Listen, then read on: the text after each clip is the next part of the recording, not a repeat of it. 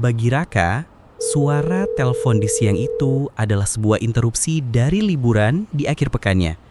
Liburan yang sudah seharusnya dia dapatkan untuk melepas segala tekanan dari tugas-tugas kampus yang tidak ada hentinya. Namun ketenangan akhir pekan tersebut dirusak oleh sebuah panggilan dari nomor yang tidak dikenal.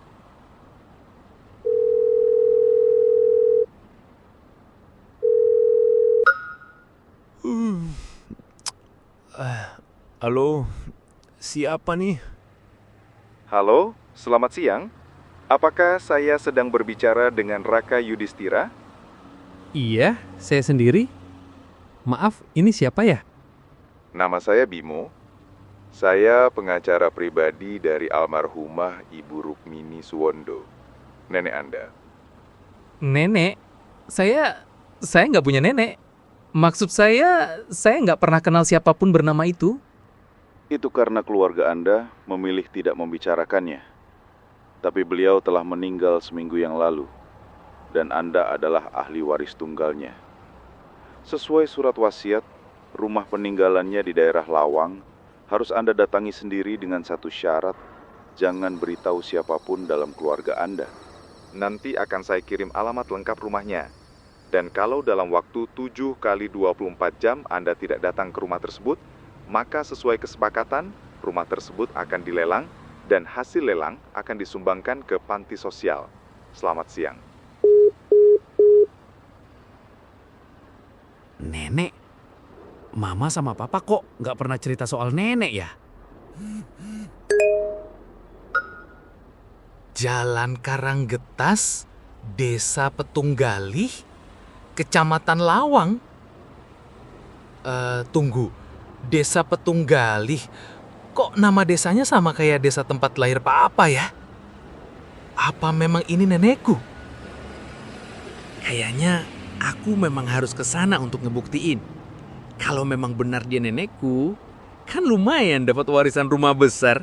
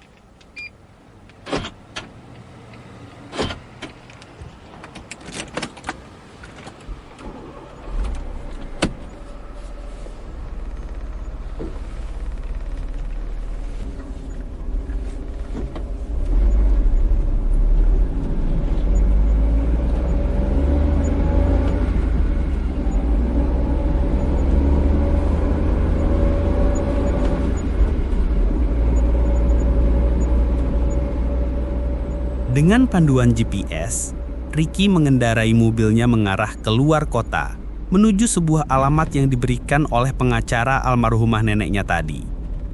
Jalanan kota yang penuh hiruk-pikuk kendaraan berubah menjadi jalanan sepi kabupaten dengan kanan kirinya yang dipenuhi pepohonan rindang.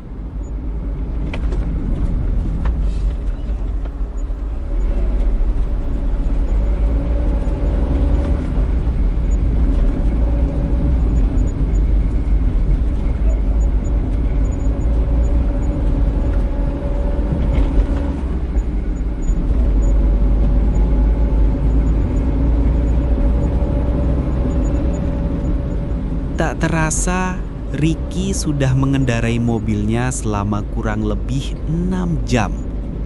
Punggungnya sudah terasa pegal. Hari juga sudah mulai gelap. Untungnya, GPS memberikan informasi kalau Ricky sudah sampai di tujuan. Mobil berjalan pelan ke arah sebuah rumah besar di ujung desa yang dipenuhi pepohonan.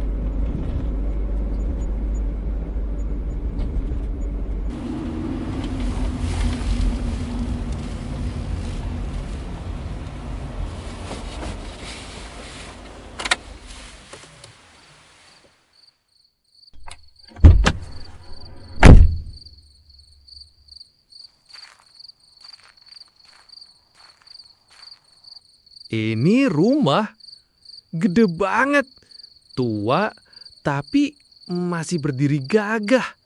Serem juga.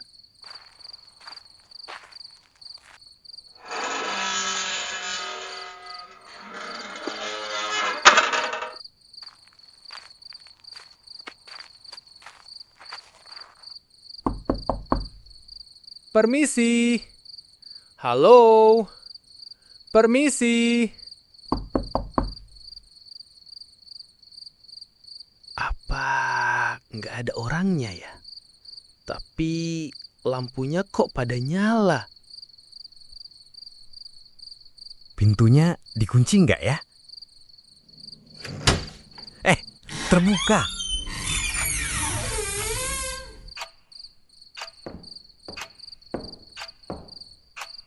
Halo, apa ada orang?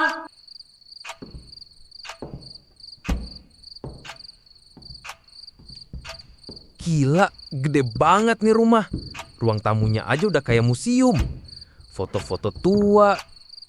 Ini foto papa ya? Tiba-tiba mata Ricky menangkap selembar surat di atas meja yang ada di sudut ruangan tersebut. Surat apaan nih?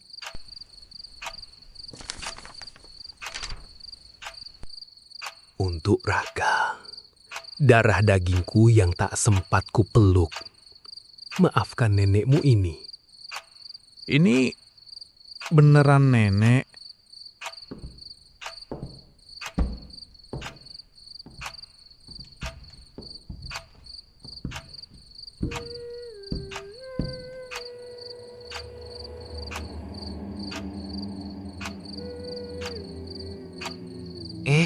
Itu suara siapa?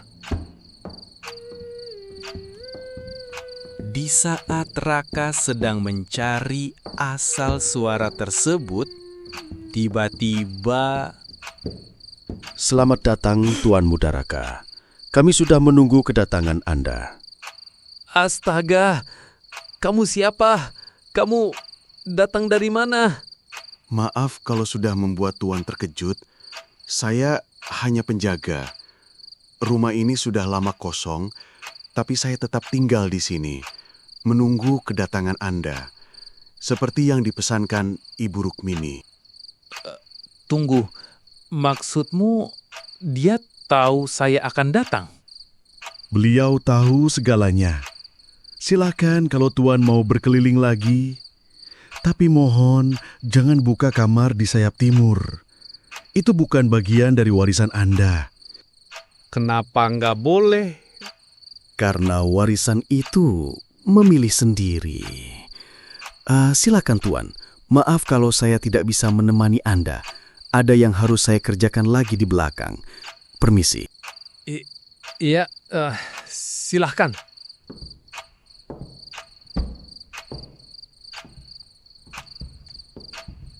Raka melanjutkan berkeliling rumah itu, menikmati segala ornamen dan arsitektur khas zaman dahulu yang terdapat pada rumah tersebut.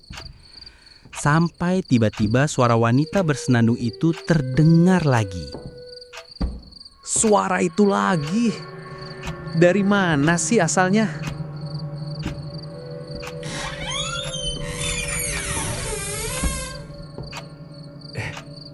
Pintunya terbuka sendiri.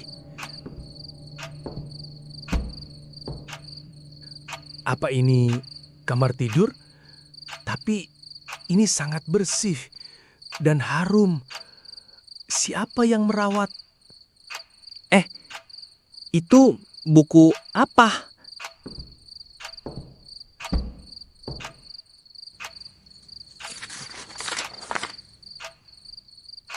Kalau kau membaca ini, maka garis darah telah kembali. Tapi ingat, tidak semua yang mati benar-benar pergi. Siapa itu?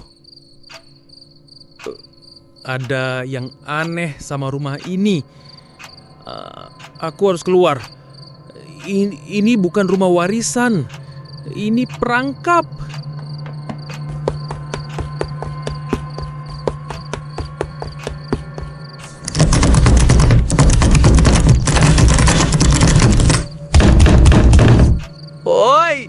buka pintunya.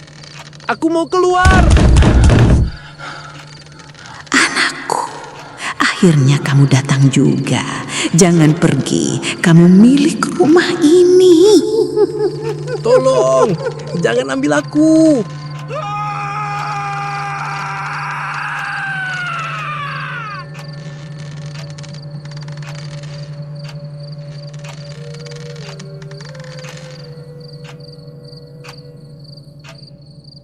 Raka tak pernah keluar dari rumah itu.